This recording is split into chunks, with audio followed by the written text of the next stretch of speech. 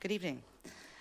We're going to call to order the regular council meeting of the District of Sechelt for Wednesday, July 3rd. It is 7 p.m. And I'm going to do, is there any declarations of conflicts tonight for the agenda? Councillor Lamb? Yes. Whatever it is here. Oh my gosh. Yes, on 8.1. Just I own property. Okay, so item 8.1. Yes. Okay, so we'll make a note of that. Any others? Perfect. All right, so I would like to make some amendments to the agenda before we start. Under appointments and delegations, I'd like to change 3.1 to be Sherry Myhill Jones. It's S-H-A-R-I, right? Sherry Myhill Jones on behalf of the Sunshine Coast Resource Center. And this is with regards to a grant through the United Way for the Sunshine Coast Caregivers Network. And 3.2 then will be Rain City et al. We've got 4 people here for that one. And then 10.2, this late item that came to us, is a report to follow up the delegation of 3.2. So I'd like to move 10.2 under 3.2. Then we can have the discussion while we have those people in the gallery here, and then they can be free to go on their way. Any other changes, amendments? So I'd look for a motion to adopt the agenda as amended. Moved and seconded? All in favor? Thank you. So we're going to move right into delegations. So, Ms. Jones. Councillor McLean? Before you do that, now I'm going to declare a conflict. Okay. I'm employed by the Resource Center. Yes. So I'm going to step out during this presentation. Okay. Thank you. Come forward and we'll wait till Matt gets out of the room. We're going to talk about him. Yeah, we'll talk about him while he's out of the room. Yes. Okay. Yeah, I am a director. So thank you for including me in your agenda this evening. First of all, before this, why this came forward today is I think the deadline for this application that they're looking to apply for is the end of the month. Correct. And we've canceled our next council meeting. So it just came in today. They thought they had lots of time. We would have had lots of time if we hadn't canceled our other meeting. So that's why we brought them forward. So go ahead. Thank you. Thank you. Thank you for including us. So you know, my name is Shari Myhill Jones. I'm on the board of directors for the Coast Resource Center, and I co-chair the seniors planning table and lead the startup of the first caregiver support network on the Sunshine Coast. So through a private donor and guidance from caregivers on the coast, we're preparing to start offering support services to family members and friends with multiple caring for loved ones with multiple chronic conditions at the beginning of August. So our budget provides funding for approximately 3 years, and successful grant writing is imperative to our sustainability. Supporting caregivers of our chronically ill residents is a need not well addressed in our healthcare system, and we're hoping through our program to meet some of the needs. With a limited budget of approximately $36,000 a year, our services will primarily be one-on-one consultation and information referral. So an opportunity has become available through United Way to apply for a grant to enhance our program. So the Family and Friend Caregiver Support Stream will provide funding for demonstration projects that focus on supporting family and friends who provide unpaid care for older adults living in the community with higher needs, chronic diseases, frailty, or life-limiting conditions. So broadly, projects aim to enhance caregiver emotional, mental well-being by increasing skills, knowledge, confidence, and inclusion as partners in care. Services provided will include individualized, ongoing one-on-one emotional support, peer support, information, and referral to community services, navigation assistance, and access to education and coaching.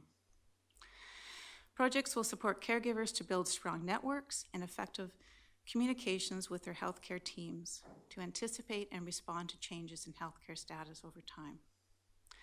Theirs or the person they're caring for will be supported by Family Caregivers of BC. through information consultation, training, evaluation, and ongoing collaboration to design and implement processes and activities that fit the needs of each community. So the Family Caregiver Support Program, the grants will range from $50,000 to $100,000 a year for 2.5 years. For projects that are based on community size, scope, and community needs. So it's important that communities demonstrate collaboration between governments, healthcare providers, and community support services. That's the criteria, and those are grants that will be considered. So this opportunity offers enhanced services to a program that we've already created through this private donor. So we're hoping that through this, if we are successful in collaboration with the District of Sechelt, that we can blend our goals of the seniors planning table that you have generously supported through our goal of decreasing isolation and increasing home support for caregivers. So together, the Sunshine Coast Caregivers Network and the Seniors Planning Table will work to improve the quality of life for caregivers, providing a vital role in our community. So I invite council to ask any questions regarding our program and the opportunity to participate in this granting opportunity. So any questions?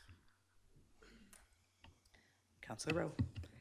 So are you looking for the district to apply in partnership with the resource center? Is that correct? The resource center, we do not have charitable status, so we would need the District of Sechelt to partner with us and in the application and be involved in the program, of course, as I believe the district has done in the past. So we're hoping our relationship between the district and the resource center will stand to our benefit. so? Just to be clear, you're not looking for further money from the District of Sechelt. Correct. We are But not looking for further money. We're looking for a partnership in enhancing the caregiver's needs. Okay, any other questions? So at this point, you are looking potentially for a resolution from our council indicating that we would apply on behalf of the Community Resource Center or in conjunction with the Community Resource Center?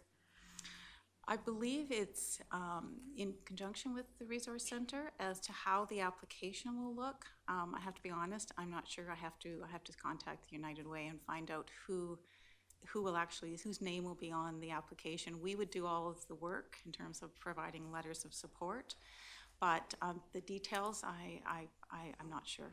Okay, so at this point, we'd just look to see if we have council support for partnering with the Community Resource Center on the grant application to United Way for Sunshine Coast Caregivers Network. Correct. Okay. Thank you. Would council like to, Councillor Rowe? Well, I'm happy to make that motion. This is such an underserved area on the Sunshine Coast. We could probably talk all night about it, but as somebody who's worked in seniors care, we as healthcare workers are charged to look after the client and not the caregiver. This is completely so needed on the Sunshine Coast. So I'd be happy to put a motion on the table that we support this application. Okay, is there a seconder? Okay, any other comments, questions? All those in favor? Thank you. Thank you. Thank you very much. And perhaps we could have Matt come back in for our next delegation.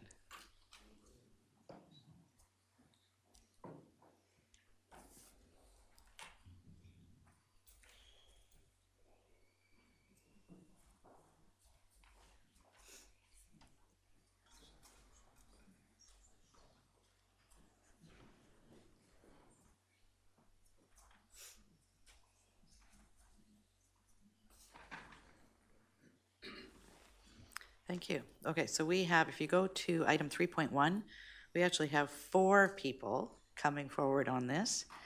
Nick Gaskin from Rain City, Tyler Hubsher from Rain City, did I say that right? Sergeant Don Newman from the RCMP, and Chris Verhulst from the Community Action Team. Come on down.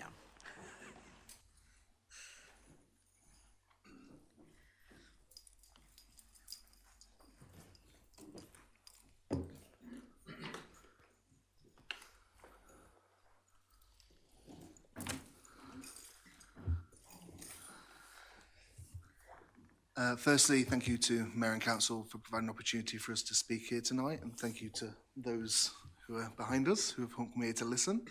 My name is Nick Gaskin. I'm the manager for Rain City on the Sunshine Coast, and I manage all programs kind of associated with homelessness. So the shelter here in Seashelt, our supported housing program here in Seashelt, a proposed supported housing program in Gibsons that we're working on at the moment, and also a Gibsons shelter that we opened during the winter. And I also manage the outreach component.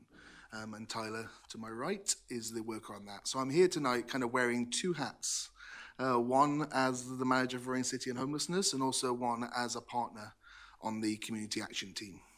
So the Community Action Team is a team of local partners and stakeholders who came together about a year ago now to address the opioid crisis on the Sunshine Coast and those associated deaths from fentanyl and drug poisonings that we're seeing in our community.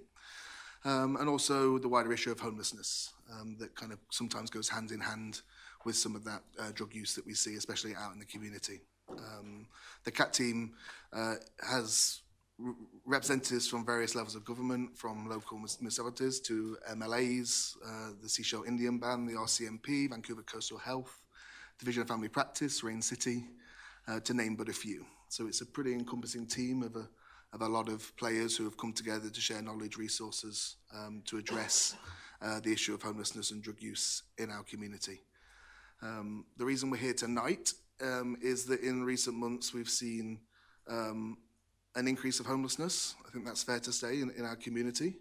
And we're also seeing an increase of drug use and drug paraphernalia located in our communities. And I know that you as council and the district have been receiving complaints to those regards. We as Rain City, we hear those complaints as well, and we've seen lots of things in the printed press and social media pertaining to community unrest and upset about the drug use, the open drug use in the community, the safety issues for children and families and the wider community, and what we can do to support that initiative moving forward. So obviously we've opened a supported housing building. We've tenanted it with 40 people. The shelter in Seashelt is about full. I think we have one bed left at the moment. And so that's 60 people who were homeless in this community that are currently getting shelter and support services from Rain City. But there is still a cohort of people out there on the streets, living outside, living vehicles, derelict boats, and some with some complex substance use. And what we will say through the work that we've done is that when we first came over here in 2015, 2016, the demographics of homelessness back then were a more senior demographic with alcohol being the predominant drug of choice. Move forward 3.5 years later, and we're seeing a slightly younger demographic, and we're seeing a lot more complex drug use, especially around the drugs such as heroin, meth, crack cocaine, and the associated behaviours and challenges that come from that drug use. And so as stakeholders, we've come together for meetings and discussions on how we can address these concerns in the community and make a safer community for everybody here in Seashell. And one thing that we've identified leading into the second year of the Community Action Team, we're currently applying for funding to get funding for a second year of that program, is setting up a peer network, a team of peers, so people who use drugs or people who used to use drugs who are well connected to that community, who will go out there on a day-to-day basis and connect with the people that are homeless, the drug users, do some education around drug use and where to dispose of needles, how to create more safety in the community, how to access treatment and recovery, and shelter and support services. And so that's earmarked to kind of start in August when we hopefully get our second year of funding. But right now, we've obviously got a gap in that window right now. So, and we're seeing these issues in the community. It's tourist season. There's a lot of people around. And so we came together about a week and a half, 2 weeks ago now, and with a proposal for some funding from the district to be able to start that initiative a little bit sooner than August. and get some bodies out on the streets as soon as we can to get out there, educate, clean up those rigs and those areas where rigs are being left behind, do some community education around that, and also help connect those folks with the right services and supports so we can create a safer community for everybody. So that's why I'm here tonight, to kind of formally request the support of the District of Sechelt and funding to get this initiative off the ground so the CAT team can start putting this work together. Our plans are, and Chris can speak to this in a bit more detail in a second, but we envisage having a dedicated phone line, an email address that anyone in the community can contact if they have concerns around homelessness or drug use or the discarded paraphernalia lying around. They would call this central number or email this central line, and our team of peers would then go out there and clean up that mess or connect with those people and link services. And so a point of contact, basically, for the community to go to when they need help, rather than emailing council and the district or emailing Rain City or emailing the papers. It would be nice to give the community a real option of a tangible phone number or email address that they can contact, that they'll leave a message or an email and their issues will get resolved and dealt with as quickly as we can. So that's kind of my spiel on why I think this is a worthwhile program and why I think we need this in Sechelt. And I'm just going to pass over to the other members of the delegation here in case they want to add anything to this discussion. Me? Oh. Thank you, Nick. Yeah, that was fairly clear, I hope. So to reiterate, this proposal now is for this needle pickup program and a contact place for the general public is just for this month's time, hopefully, that to bridge that gap that we're having now. As of August, the community action team has been working on setting up a physical office in downtown Sechelt that's open for everybody to just walk in and voice their concerns. Many people have asked me on my tours, what could we do to help? So our grand plan going forward with our second year community action team is setting up exactly a hub for that in the community. So we are calling it Sunshine Coast Connections. We went a ways with this already. And we will have an office space and a boardroom at Dolphin Street, right next to the laundromat here, which is 5654 Dolphin Street in Sechelt. We, at this point, have already a dedicated phone number to start the program of that needle pickup thing that we're organizing. So we have a dedicated phone number for that. We also have a dedicated email address set up for that.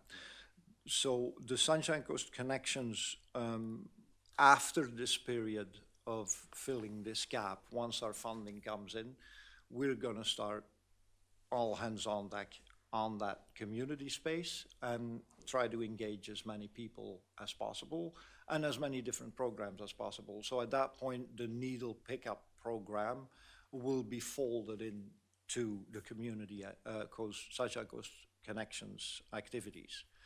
So that's where we're at this point. So that's just the bridging of that month that we're looking for right now to get that needle pickup program started. Tyler, do you want to speak? Yeah.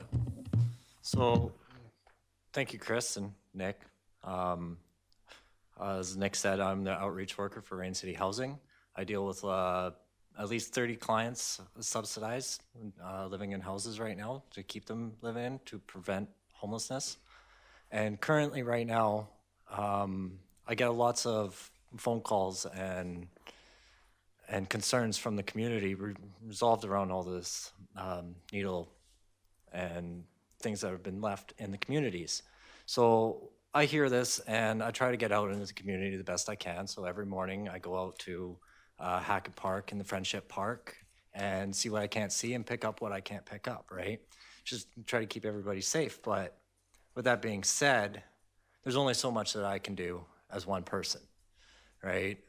Dealing with 30 people as subsidies and trying to help out anybody else that needs to be helped out with best services I can. Unfortunately, I'm not able to get out to all the areas in the community that need assistance. So that's where the CAT team would come into play, right?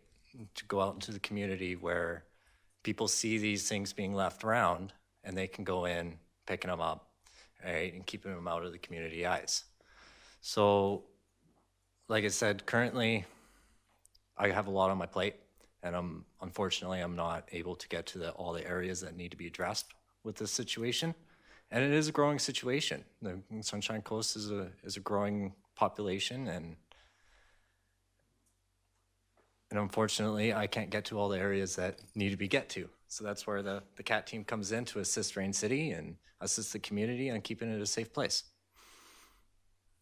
Thank you. No, I think the three gentlemen here have summed it up quite well. We're fully supportive. What I can say is there's been a huge collaborative effort amongst pretty much every social, government, health agency in the district and the Sunshine Coast, and there are a lot of hard decisions. This is an issue that's across North America, if not further. It's not new to Sechelt, but I think it's important that we be proactive and we act quickly. You know, anytime you're asking for money, it can seem like a big sum, but when you put it next to the cost of someone in the emergency room for a night or policing dollars, it really isn't a big cost. And we think from a public perception and the ability for people to have an avenue to give their concerns outside of the police. And we have to remember, homelessness isn't a crime. We want to move away from criminalizing it. We're also limited too in how we can impact it. And I think it's important that when we engage these people, we engage them in a manner that's going to have the most likelihood of success. And we found that that is through peers, through social agencies, and not a uniform standing over them. So I believe this is a very well thought out and a very inexpensive way to address the next 4 to 6 weeks. Still. All right, I'm going to add a couple things in. I know as the mayor, I've been getting calls, emails. I've had meetings with people in the community, business owners, residents, as the RCMP has Rain City. The mall is here represented. They're having issues as well. It seems to be centered around our downtown core. I went to the Downtown Business Association meeting, and we had one of the businesses from downtown come to that meeting as well, and Constable Newman was there. Sergeant Newman, sorry. Check what your title is. It's not the worst thing I've been called. So what we're hearing from the community is they need an avenue, some avenue to be able to know that somebody's dealing with it, looking at the issue, and being proactive. I know at that meeting that we were at, the business owner that came was very perturbed about all of the people he'd been dealing with, the impact on his business. As soon as he found out that we actually knew about it and were looking at dealing with it, he was okay. So we're looking to be proactive in the community around dealing with the situation, again, until the peer funding comes in the beginning of August. And just to add to that, I don't mean to say we're sloughing all this from a policing standpoint. We have done significant efforts to increase visibility and foot patrols in the downtown core, but the reality is it's summer, our call volume doubles, and we're limited from a resource standpoint, but we're trying, but that's just a small component. Like I said, this needs to be a community, a collaborative effort, and this is a big step towards that. One other thing, Brent Fitzsimmons with the Needle Exchange Program through Vancouver Coastal Health is funding 3 needle boxes. He's putting one up in Gibsons, one in Sechelt, one in Pender Harbor. Those will be at the health units. And what we're looking at here is supplementing that. Okay. So any questions of council of our delegation? Councilor Rowe. Thank you, gentlemen. Nick, you guys seem really sure this funding's gonna come through for the CAT team. Are we? We are, okay. That's great. And it just, are you seeing an increase in Gibsons as well, or is it more is this more of a Seashelt issue as far as the increase in paraphernalia and homeless? No, we are seeing this similar issues and complaints coming from Gibsons. I think one thing I will say about Gibsons community is it's quite unique in a way because there's no services there for folks who are homeless. There's a Salvation Army which does incredible work in that community, but there is no shelter, no drop-in, no place for people to be. And so a lot of the homelessness and the drug use in Gibsons is hidden away. I think because in Seashell we have the support housing, the shelter, the food bank, Arrowhead, the mental health and addiction, the hospital, to name but a few, and also the RCMP station. So when people from Gibsons get released, they get released into Seashelt. Then we will see the kind of centralisation of people come to Seashell, but in no means is this issue solely located to Seashell. We're seeing this in Gibsons, we're hearing it from other communities on the Sunshine Coast, and as Sergeant Newman linked in there, this is happening across the province right now in various communities, this issue of the rise in homelessness, but also this increased drug use and what we're seeing, especially with the drug poisonings.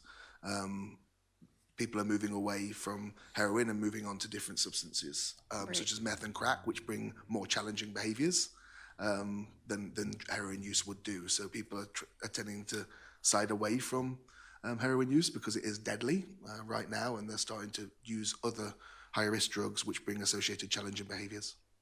Right, it's a vicious circle. I'll just address that as well. I've been, as we've been having the conversations here, I've been having conversations with Maribel Beamish from Gibsons and asking that same thing.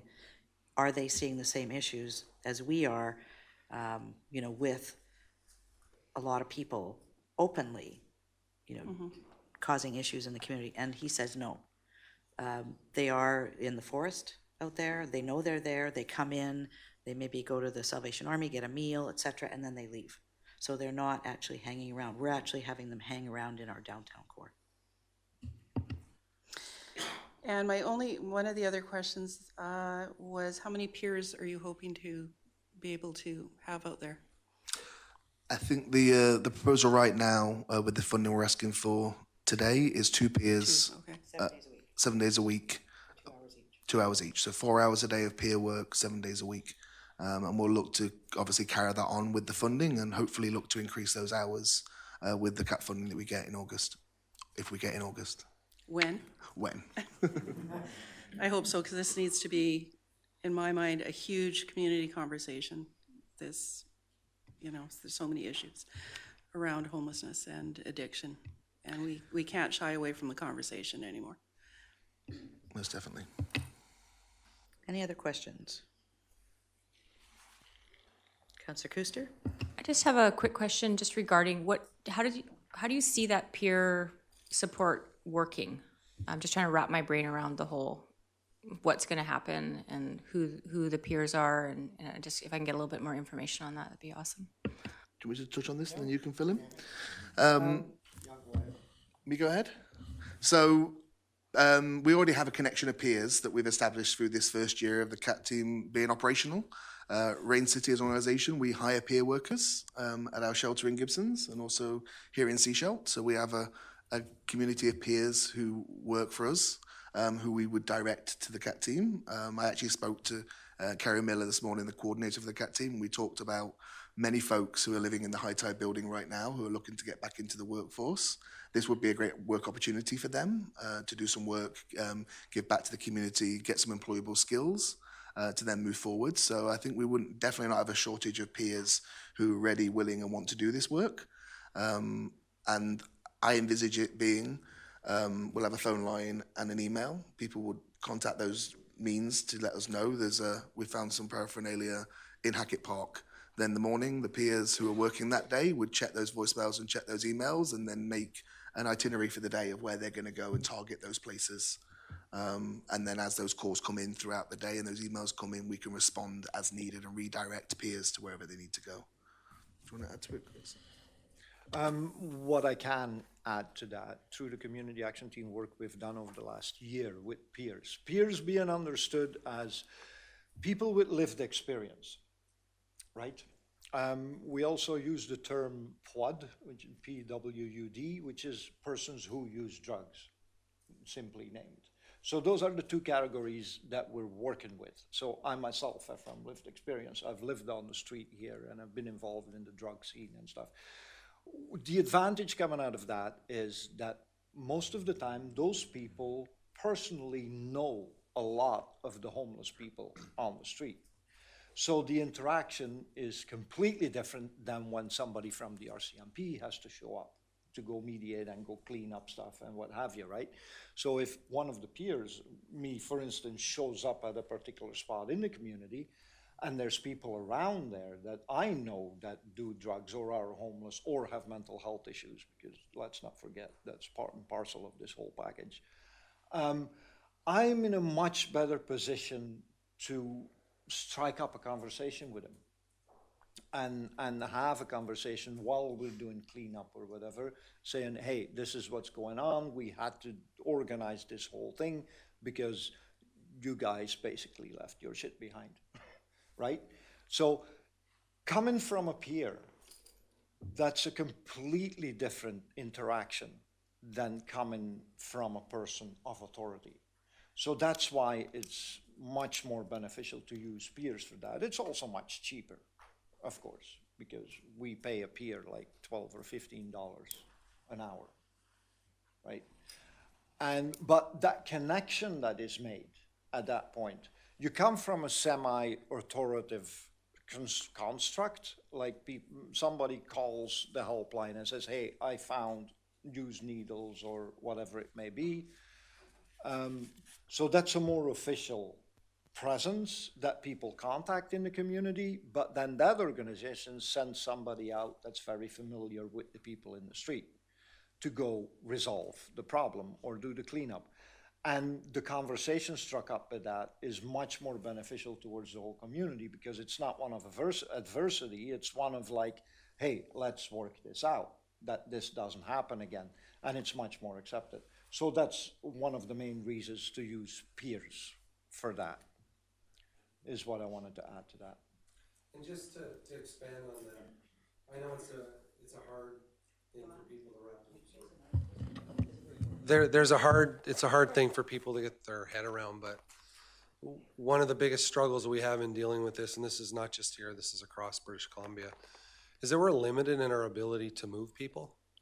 The law has been very clear on public space is public space, and yes, private property, and there are certain areas in the public domain that aren't suitable for homeless camping, but there are a lot of areas that we're told between certain hours, between 7 p.m. and 9 a.m., we're limited in our ability to move.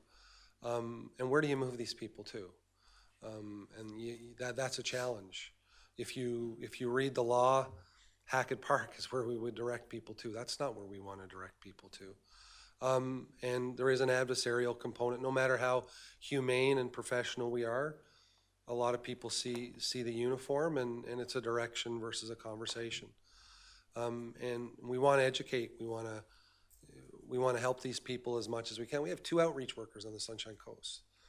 We have Tyler, and we have one with mental health and addiction. You know, it'd be lovely if we could fund that.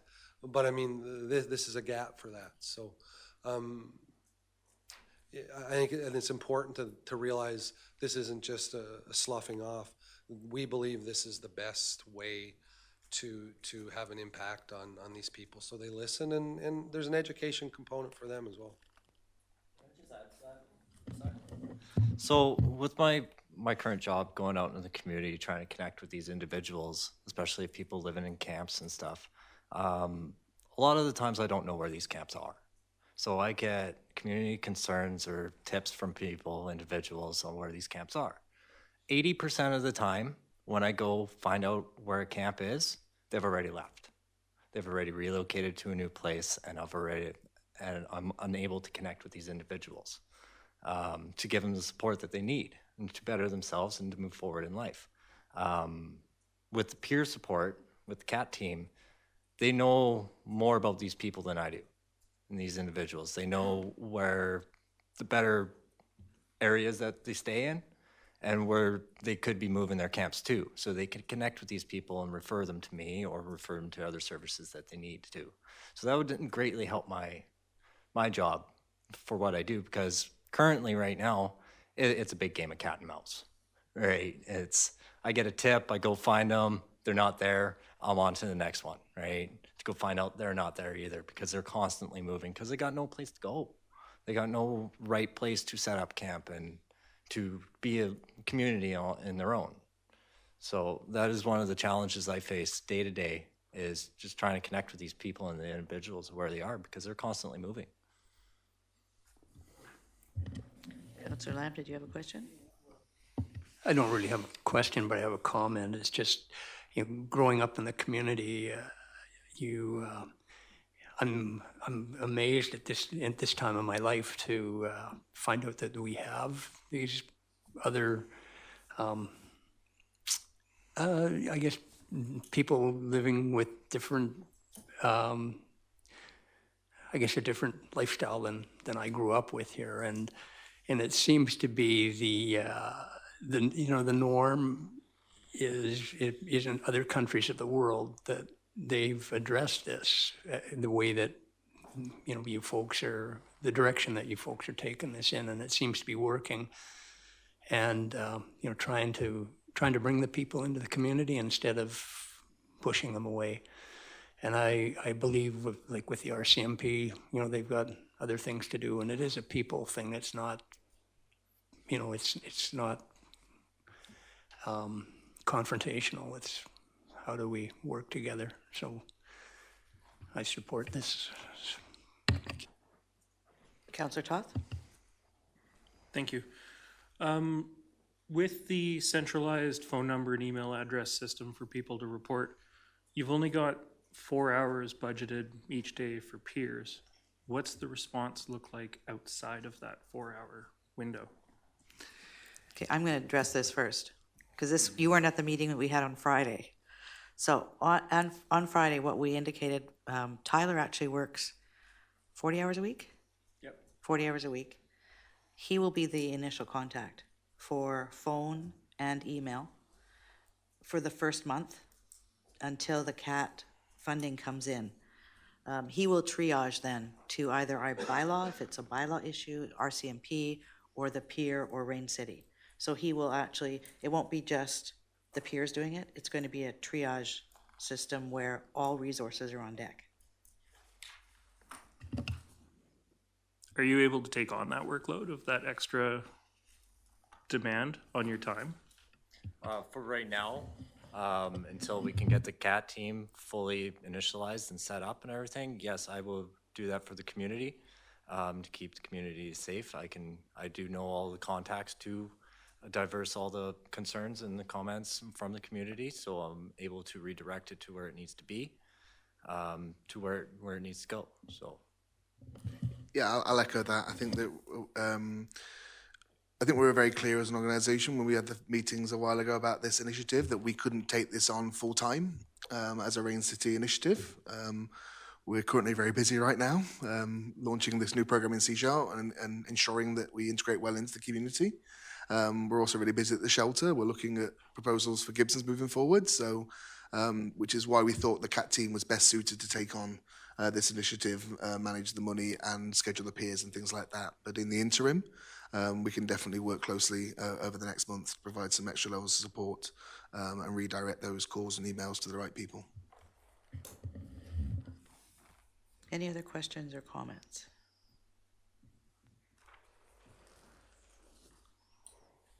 Councillor Scott. So when we talked about this the other day, the proposal was for 2 of the Big Sharps containers, and now it's just 1. Is it just because of funding? The needle exchange program is putting in 1 as well. So there will be 2 in Sechelt.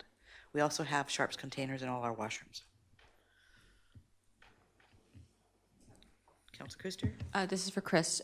You've been doing this for about a year, this peer. With the community action team. With the community action team. And how do you find, has it been, do you think it's been a successful endeavor? Definitely. Things are much improved since we started. So far, our main focus has been on the drug users themselves, right? We have done some public events with great success. It actually blew me a bit away how many people showed up and how involved they want to be when we do public events. And in Roberts Creek Hall, that all of a sudden 70 people show up there out of the blue because they want to hear what we have to say. And they want to be able to ask their questions they've been struggling with. There are a lot of people in the community here who have nothing to do with drugs who are dealing with some serious grief. Keep coming across more and more from people who die from an overdose, from a poison drug supply. They die. Half the time, people never knew they had an issue with substances because 2/3 of the drug use is totally hidden. It's not just the homeless. There's a whole section hidden in the community here that nobody ever knows about. And then when something happens like that, those are the people who are dying, of course, because they have nobody to watch over them. They have nobody to pay attention or go check on them once they've used. So they go home, lock their door, they use their drugs. They have family, they have a job, they have a functioning community, but nobody ever knows about the substance use. And those are the people who are mostly dying right now. So the families and the persons close to an individual like that are really struggling and have nowhere to go either.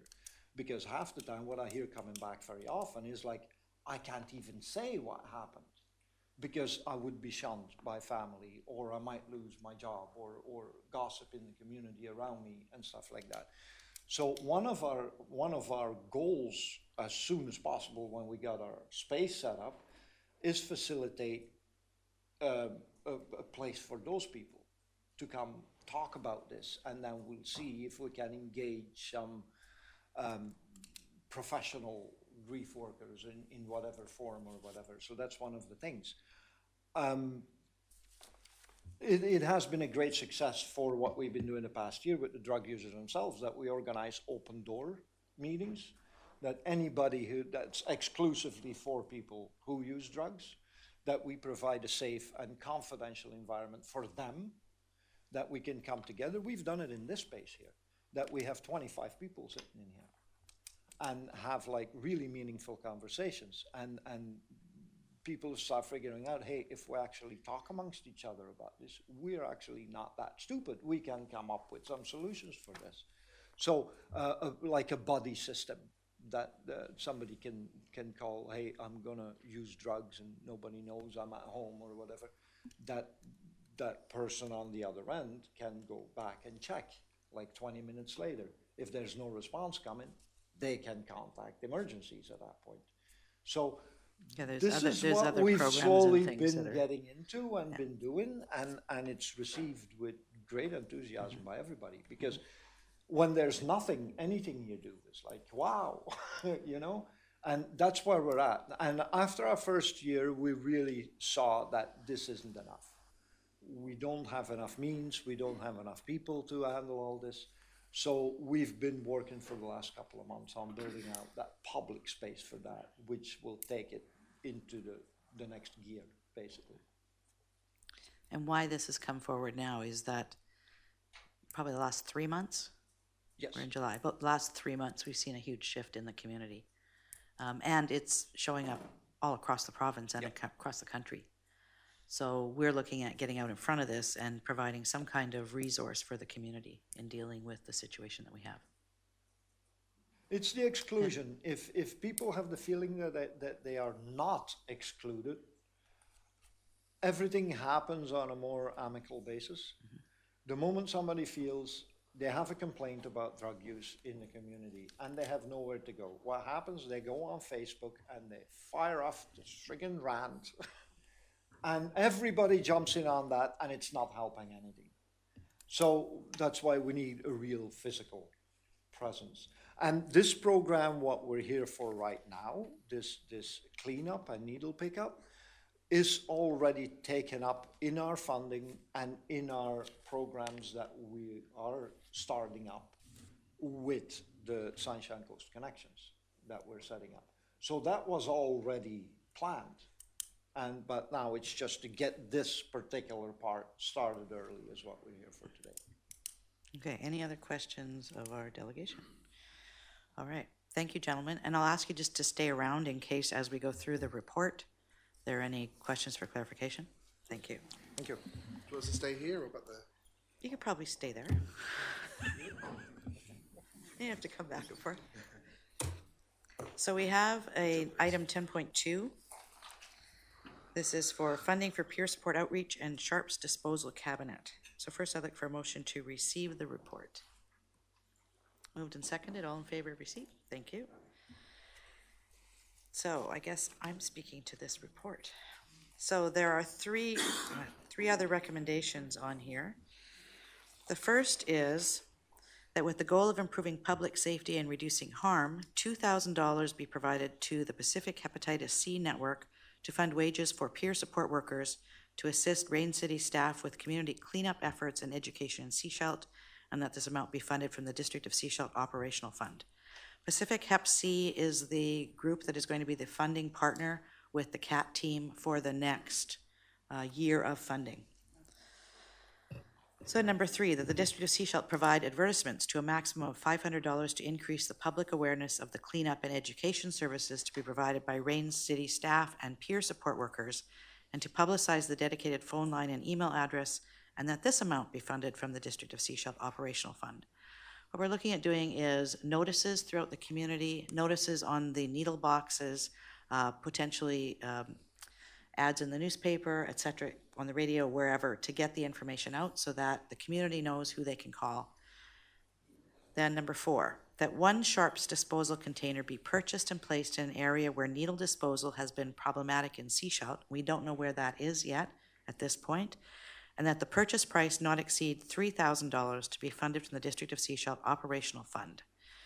And that a portable toilet and garbage can be placed next to the freestanding Sharps container to be funded to a maximum of $600 from the District of Sechelt Operational Fund until October 2019.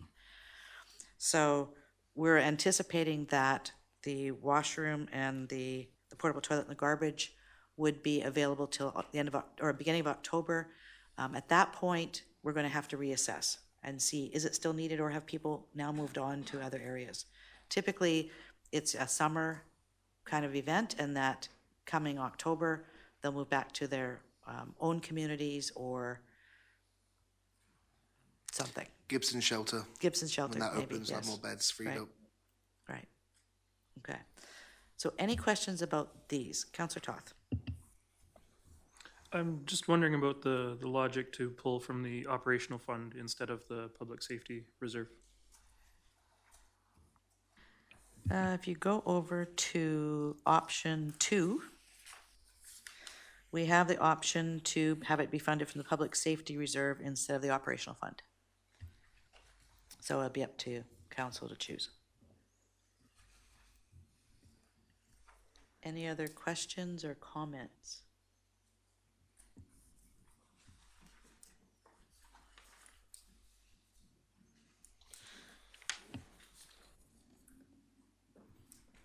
Councillor McLean. Sounds like we're ready for some motions. So I'm going to move recommendations 2 through 4 as written. From the operational fund, then? Okay, thank you. Is there a seconder for those motions? Councillor Toth. Any other discussion, comments, questions? Councillor Scott. Just want to clarify, so 2 and 4 is what you're looking at here? 2 through 4. 2 through 4. Oh, on the first page, okay. Thank you. Any other questions, comments? All right, I'll call for a vote. All those in favor? Thank you very much. Thank you, gentlemen. Thank you. Thank you. Thank you.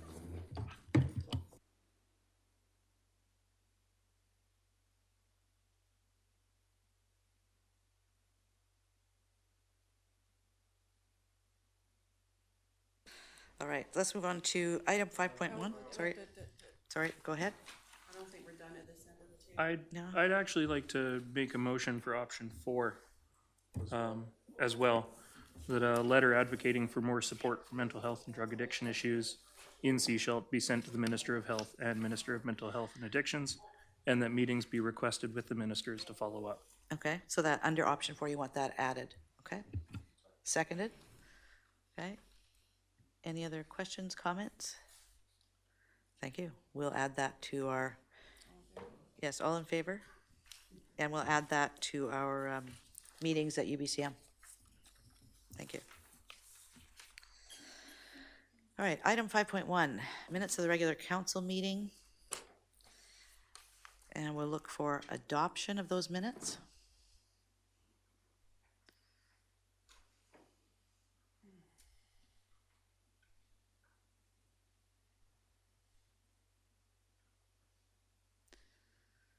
Move to adopt. Second. Any errors or omissions? All those in favor? Thank you. Item 5.2, minutes of the regular council meeting of Wednesday, June 26th. Motion to adopt. Moved and seconded. All in favor? Thank you. Any business arising from the minutes?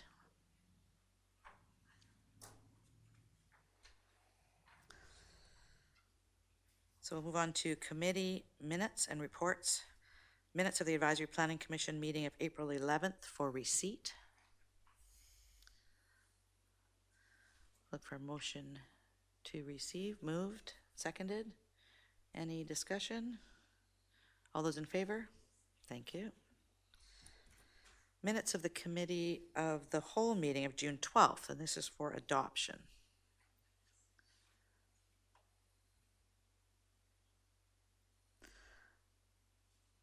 Someone like to move adoption?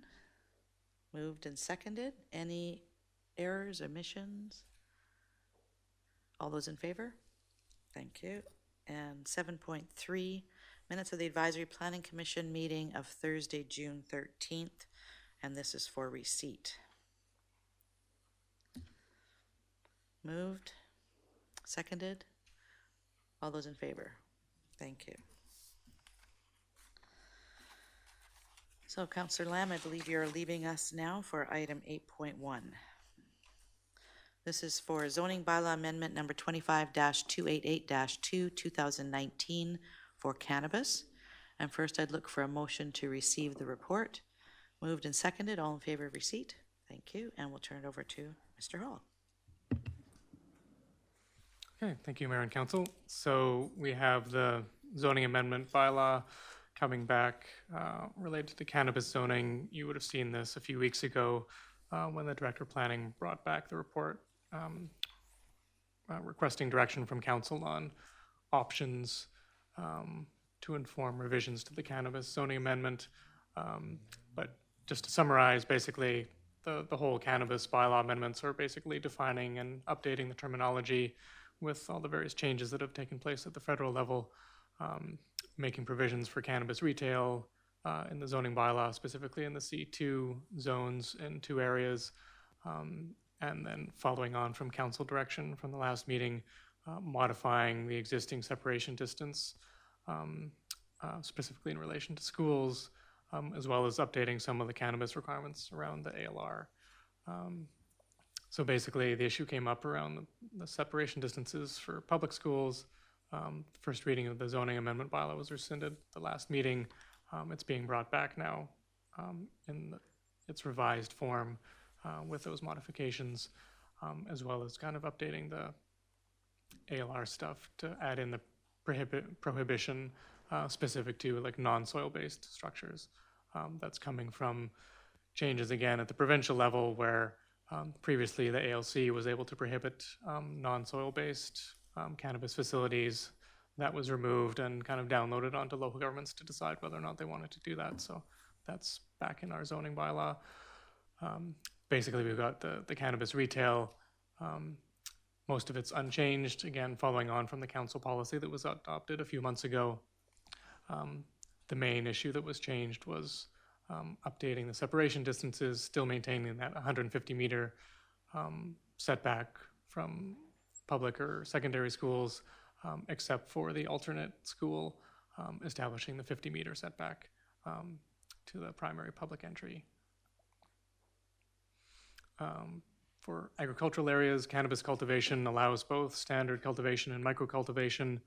It prohibits the non-soil-based facilities, but in accordance with the current ALR regulations, If the facility is entirely soil-based, they're allowed to have the cannabis cultivation use. We've brought back some of the old regulations that were currently in the bylaw around a minimum parcel size, separation distances, depending on whether it's standard or micro-cultivation, as well as setbacks from residential and commercial zones or from the actual property setbacks themselves, and reinstating the requirements for perimeter landscaping. Pretty similar again with cannabis cultivation and production in industrial areas. But again, we've been tweaking those setbacks to not sterilize all of our industrial areas because that's where we want the cannabis to go. So again, those setback distances and separation distances have been adjusted. For sort of standard cultivation and production, we still have the minimum lot size of 4,000 square meters. For micro-cultivation and micro-production, it goes down to 2,000 square meters, and the setbacks are reduced accordingly. So basically, the cannabis bylaw was revised based on the direction from council at the last meeting. It's ready to be given first reading again, and then we'd look to schedule the public hearing at some point. All right, any questions?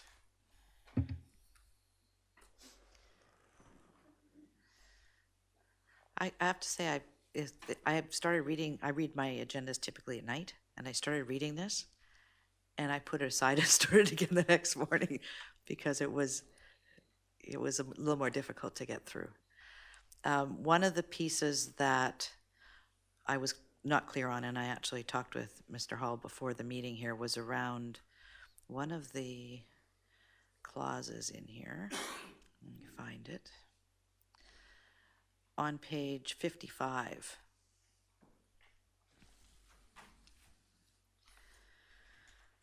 (2.5) indicates that there's a general provision is amended by adding 327, where it says uses prohibited in all residential zones. No person shall use residential premises for the cultivation or production of cannabis, except a person who's authorized to do it under the medical purposes regulation.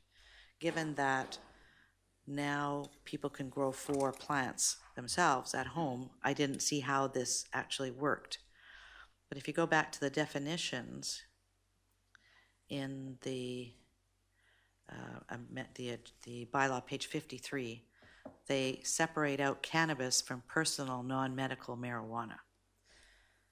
So they've separated it out to have it be medical versus personal. Any questions about the bylaw that's in front of us?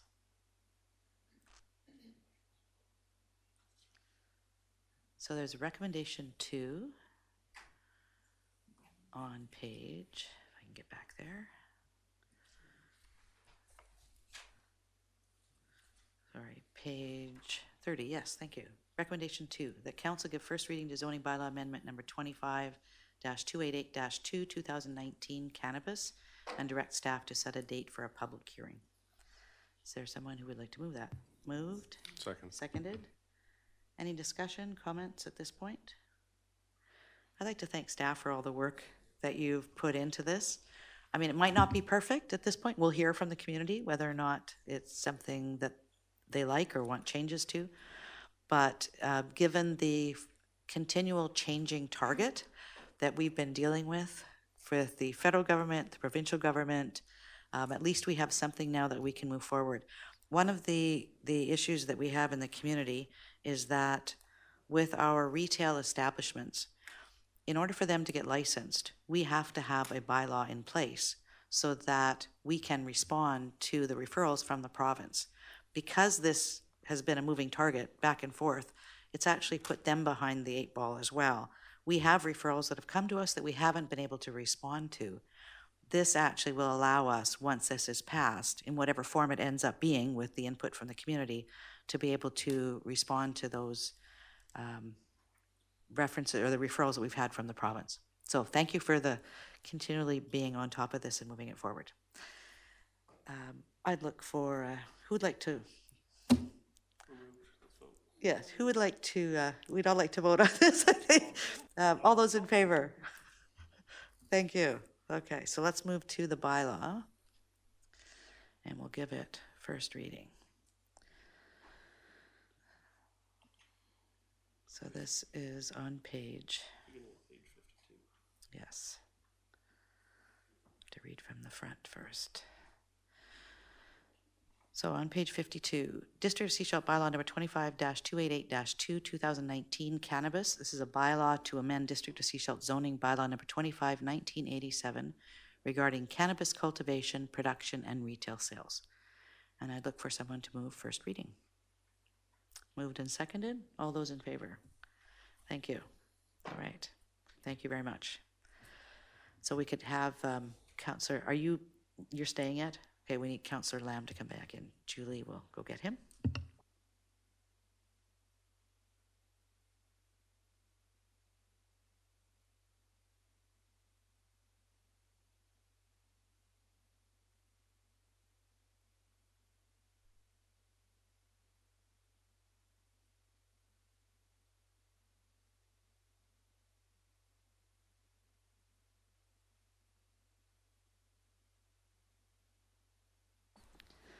So we're going to move on to item 8.2, and this is on page 67, zoning bylaw amendment 25-297, 2019 for 5664 Nickerson Road, West Sechelt.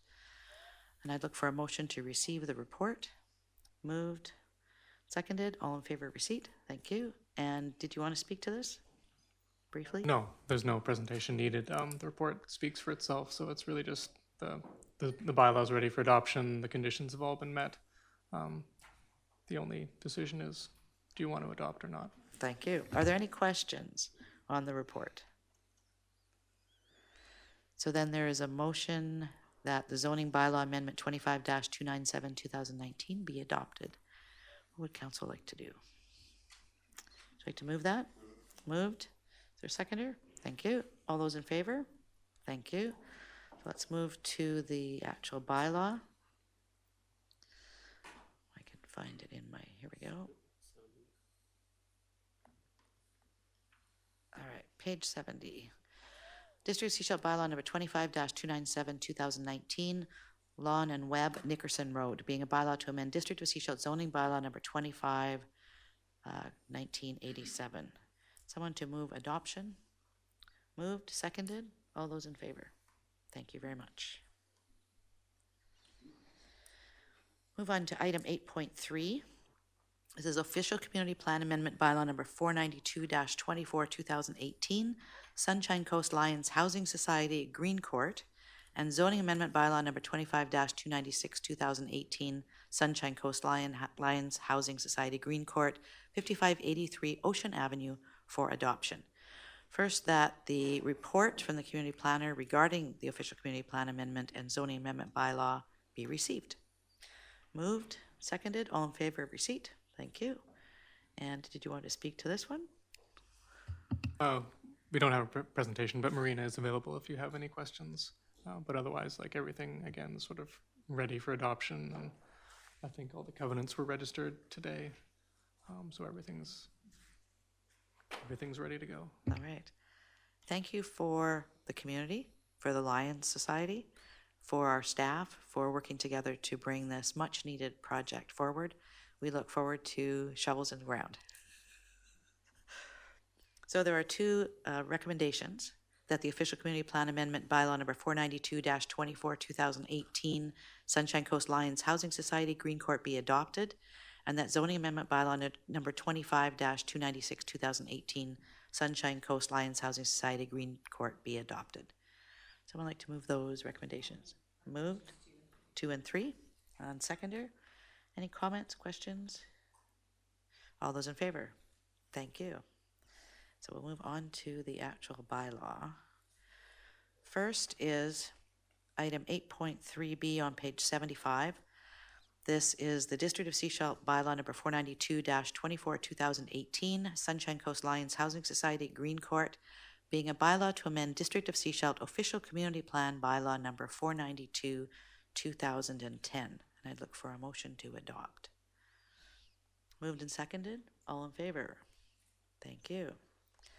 And then item 8.3C, District of Sechelt Bylaw number 25-296, 2018, Sunshine Coast Lions Housing Society, Green Court, being a bylaw to amend District of Sechelt zoning bylaw number 25, 1987. And a motion to adopt. Moved and seconded. All those in favor? Thank you very much. Thank you. No new business. So let's move to item number 10.1. Dissolution of Sechelt Innovations Limited. First, a motion to receive the report. Moved and seconded. All in favor? Thank you. And Director Stewart. Thank you, Madam Mayor. This report is simply seeking a resolution from council to dissolve Sechelt Innovations Limited. It was a company formed by Sechelt. Actually, I don't really know when. It basically was an economic development arm, I understand, for Sechelt. It helped get the downtown Wi-Fi up and running and a few other initiatives. Back in 2015, council essentially stopped the activity of Sechelt Innovations and has not had any activity since then.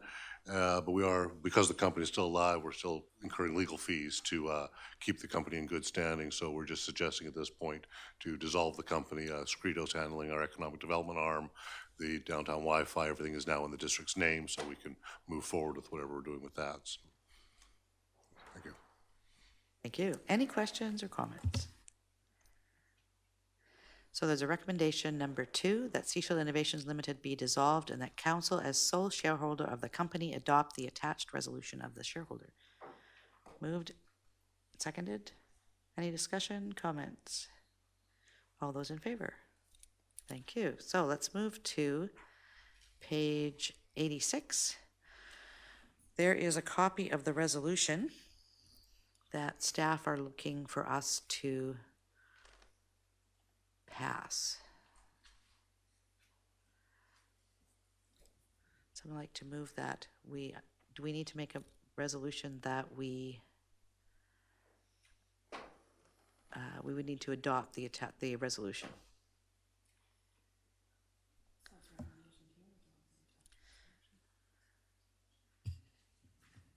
We're good with the recommendations that we've done? Nothing further needed? Okay, good. I thought we actually had to do something with that as well. Okay, good. Thank you. Thank you. All right. Moving right along. Councillor reports. Who'd like to start? Councillor Toth.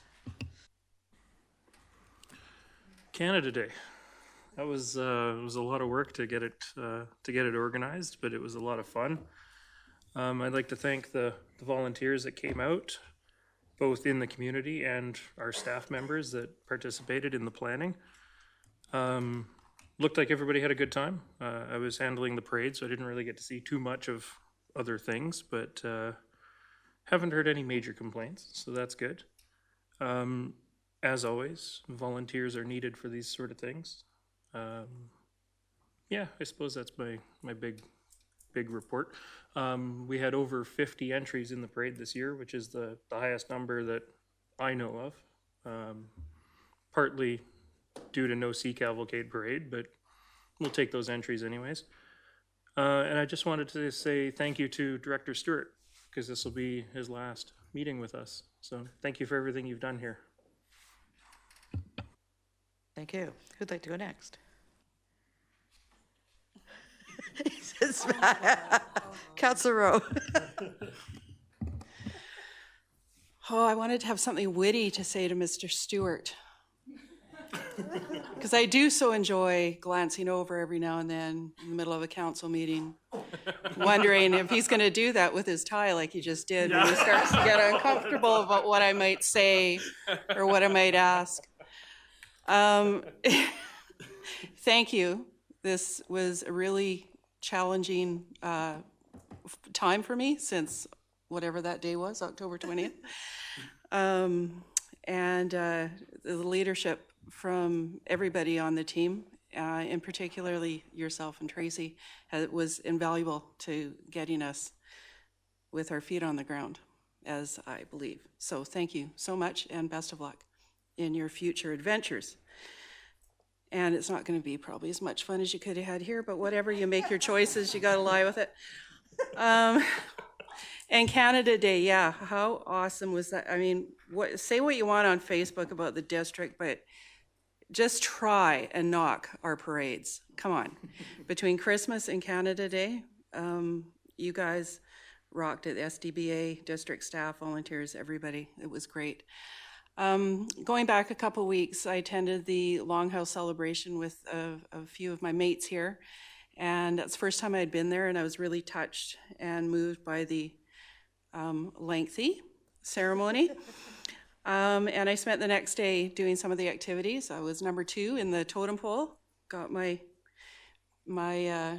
carving done, visited the museum, and which is amazing if anyone hasn't done it. So that was great. And then it was a busy weekend because then Darnell and I went and did the Pride Parade, which was another great community event. Other than that, I've just been sick, but I'm better now. Thanks. Thank you. Councillor Kuster?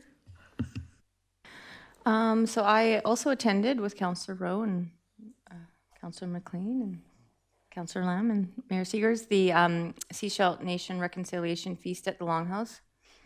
It was the first time I was there, and I was honored to be there and so moved by the stories of how this movement came about, the weaving, the carving, and just the facts and the emotional stories they told about the residential schools. It's just something really important to me and my family, so I was really honored and touched to be there.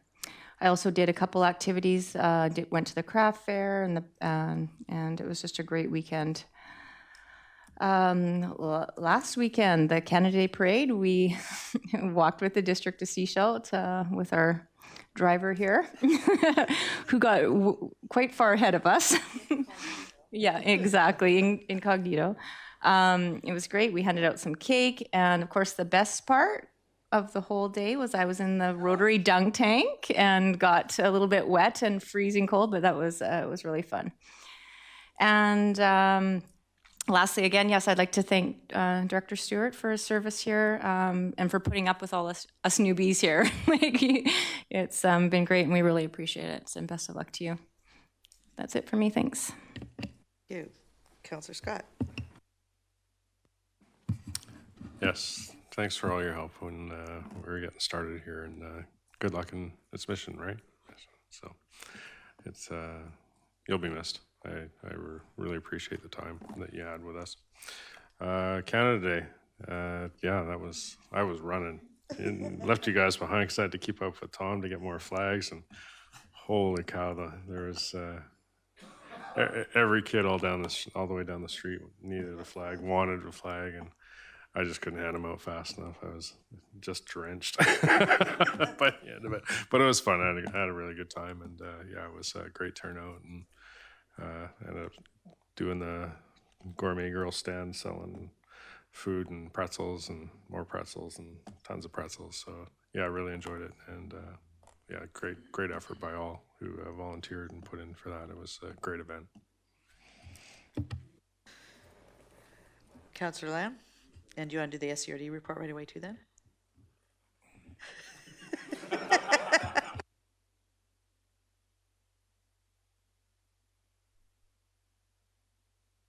Okay. I attended the Aboriginal Day at the Longhouse ceremony there, and I received a weaving donated to the SCRD by the Shishla Nation here. And so it was it was pretty cool to see the weavings that are done locally here. And then in the parade, the Canada Day Parade, I got to drive the tractor as I told, and I couldn't get that tractor to go any faster. But I kept looking back for you guys to see who you were. But yeah. And then I just also like to thank Director Stewart for your good work that you've done here and all the support you've given the new council. And just wish you good luck in your future. There you go. So anyways, do you want to do, SCRD? Okay. Okay. Oh boy. Okay, so I guess we were, where was that? Infrastructure, solid waste. I'll start here.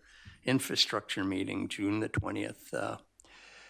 So with the water, they're predicting a warmer than normal and a drier than normal year.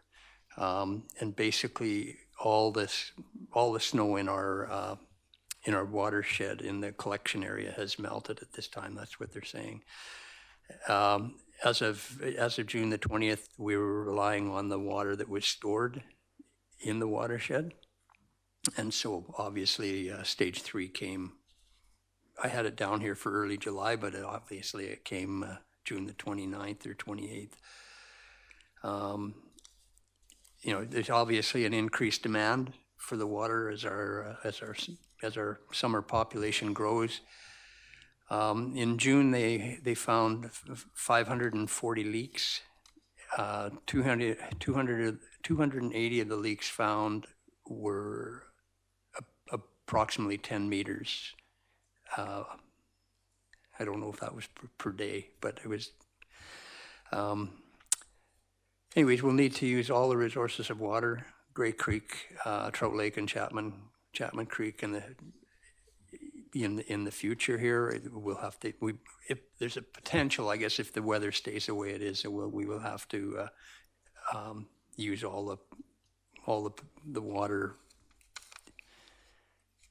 I guess the sources that we have, and then the SCRD is working with the Chapman, or with the provincial government to reduce the flow of Chapman Creek, and that the main reason for the flow of Chapman Creek is because it's a fish-bearing creek, we have to keep water in the creek, but with the hatchery.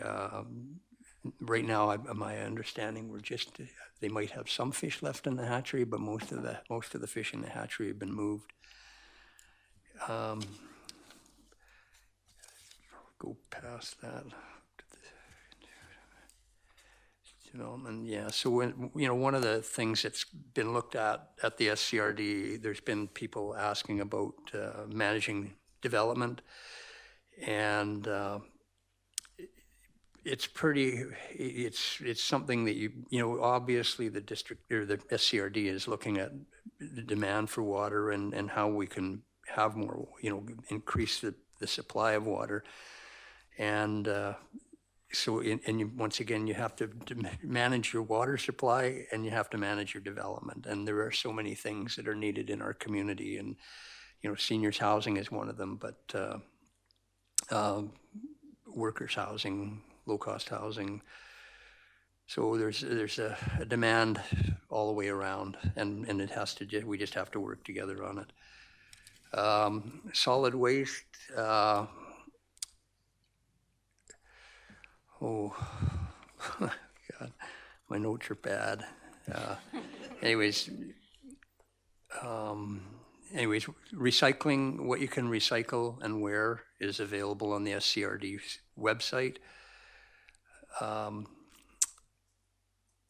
Cost of and then we were looking at the cost of the implications of curbside recycling for areas B and D. Single-use plastics ban. We're waiting for a letter from the BC government to support that, and they're looking at a single-use plastics ban for 2020, which isn't very far away. And we accepted a donation from the Rotary Club of the AED flotation devices to be located at specific areas around the coast. So there are quite a few of them, and will they be on the SCRD web page as to where they are? Yeah. On June 27th, we received an update on the projects that are in the budget to see how we're getting along with them. The SCRD has a fleet of 18 printers. It costs $40,000 a year to keep them, and started a discussion on how to, all these computers we have and have been told for years about all the paperless, how we're going to go paperless, and it's going to save us a lot of paper. Well, it costs $40,000 a year to keep the 18 printers going in paper. So anyways, we've got a discussion on cutting back on that, and there's quite a bit of work being done on that. Yeah, and then there was a grant and aids looking at updating policies and upgrading the values of grants and bursaries that are giving out.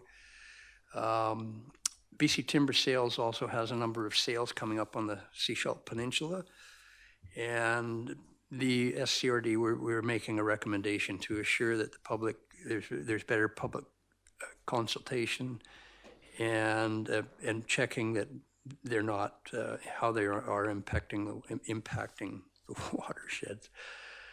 And then we just sent, we're sending a letter, we're giving support of a letter of support to the UBCM for the provincial government to restore funding to libraries that reflect the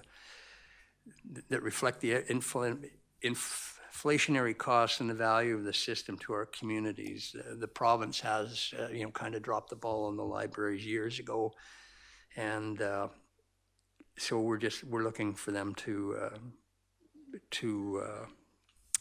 just bring their funding up to where it should be. Their libraries are obviously a very important part of our community and will be for years to come. So that's my report. Thank you. Thank you. Councillor McLean. First, I want to speak about National Indigenous Day. I really want to thank the Sechelt Nation for welcoming the community at large into some of their cultural practices and really sharing their experiences with us. Highlight for me personally was a storytelling session by Quash, who's Stephen Feschek, who's their protector of culture, I believe is his title. It's just great to hear about that history and the stories that they have. I really enjoyed it, and I want to seek out other sources of information where I can hear more about the stories that the Sechelt Nation has, because it really shapes the place that is Sechelt. So yeah, huge thanks to them. Canada Day was great, thanks to the Downtown Business Association. And I also attended a meeting through Community Services with their Together Against Violence program. They had a roundtable of all the community service providers who are dealing with women's abuse on the Sunshine Coast. It was a great discussion, and it's really great to bring together different service providers in one room to make sure that they are covering off all the bases. They appreciated having someone from council there, so eventually there's going to be a request to send a former appointment to that organization for someone at the council table. I think that's all on my list, and again, thank you, Doug. I don't know how the district could have survived without you over the last, since you began here. It's really been great. You're going to leave a big hole, so thank you so much. Thank you. Okay, so Indigenous Peoples Day, there were actually two celebrations. One was the Métis celebration as well. So they had a celebration at the Seaside Center. I attended. I didn't dance this time. I did the last time that I was with them. But they get together for potluck and have a great community event. The Aboriginal event in the evening of the Sechelt Nation with the Longhouse, the community has taken part in the weavings that have been done. So there were 3 blankets that were done, and one was presented to the Sechelt Nation themselves to go into their council chambers, one to the SCRD, which Councillor Lamb received on behalf of the SCRD, and one was donated or presented to the District of Sechelt. They're preparing it. It will come and it will hang in this room as well. I had the opportunity to be a witness at the event. So as a witness, you stay till the bitter end. So, and then you give witness. It's there because their history is oral. The tradition is that as a witness, you then are taking this out to the community to inform the community and keep the event alive. So one of the things I said at the end was that the weavings that they have done will be inside. So people who come into these buildings will see these and see them as a representation of the reconciliation that we're looking at moving forward. But the totem pole that the community will be able to take part in carving is going to be something that when you drive down the highway, you'll see it. So it's going to be visible to everybody who drives down that highway. So it's a very outward symbol of reconciliation for our community and for the world. On Saturday, I took part in the SPCA lock-in. So CAO actually came and helped bail me out. I was raising money for the SPCA. I had a little dog in there with me. I forget the dog's name, Sasha or something like that. It was a fun time. And then Sunday in the Park with Pride's been mentioned. During this last week, I had the opportunity to attend 2 leaving ceremonies, so graduations at the high schools. One was with the alternative school, and the other was with Chat High School. At Chat High School, I found that I was actually giving a speech, which I found out when I got there, but I had the opportunity to present 3 bursaries on behalf of the District of Sechelt. And we've already received 1 thank you card from one of the students. There were about 108 different bursaries given out at that school. There were about a little under 100 graduates, and there were over 108 bursaries given out. So we have a very generous community supporting the students in whatever their next steps are. I've had a number of meetings around needle exchange, etc., and homeless on the coast, as you can tell from our delegation. And then I had a few of us attended a meeting just prior to this one, actually, with the private managed forest group to talk about private managed forests in the District of Sechelt and on the Sunshine Coast. We will be putting together a letter. I believe it's already drafted. We'll look at informing that letter from the meeting that we had, and we'll be sending it off on behalf of the community. There is an online survey that is available to anybody in the community to be able to fill out as a resident. They're even getting some from outside BC, they said, but please go online and fill that out. A couple of things I want to mention about the regional district. As you may know, Angie Legault has resigned from the regional district. She is currently the corporate officer and the interim CAO, and she has taken a position as a corporate officer in Cowichan Valley Regional District. Her last day at the regional district will be July 19th. I attended interviews this morning at the regional district for an interim CAO. We will be bringing somebody in until we actually have the permanent CAO in place, and that search will be starting very shortly. They're just putting the criteria and the ad together. And then finally, Director Stewart. I've been here a little longer than the others, and as there was one point where you were the only director that we had. So you were acting CAO, and you were the director of everything. So you've kind of been there as the rock, holding everything together. So you brought some amazing policies and procedures forward. You've done a lot for the district in getting us on a real stable footing. So thank you, and we'll miss you, and good luck where you're going. Thank you.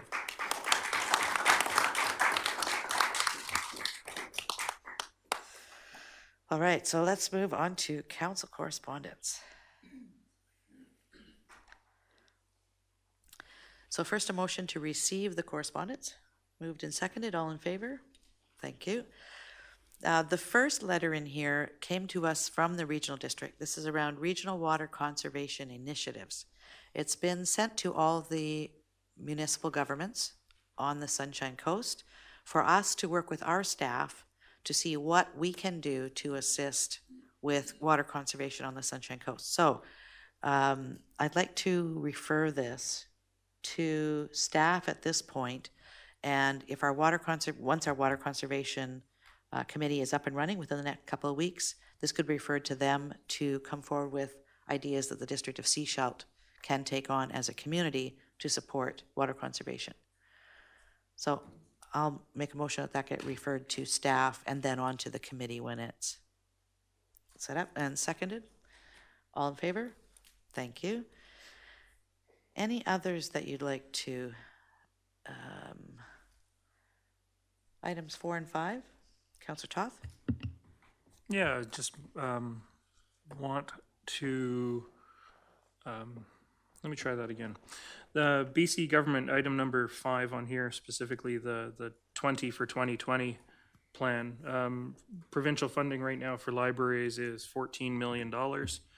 And our library association, as well as other library associations all over the province, are looking for support in asking the provincial government to raise their share to $20 million as part of the 2020 budget. And I would like to see us write a letter of support towards that. Is there a seconder for that request? And that would be on behalf of council? Okay. Second? All right, all those in favor? Thank you. There's one in here about that TRAC has put together with regards to funding for active transportation. I don't know if we at this point need to write a letter. I attended the Active Transportation Summit down in the Lower Mainland, and as part of our UBCM meetings, this will be one of the topics that we're looking at discussing with the minister in Vancouver when we go down to that session. Anything else? Any emergency items? All right. Motion to adjourn. Moved and seconded. All in favor? Thank you.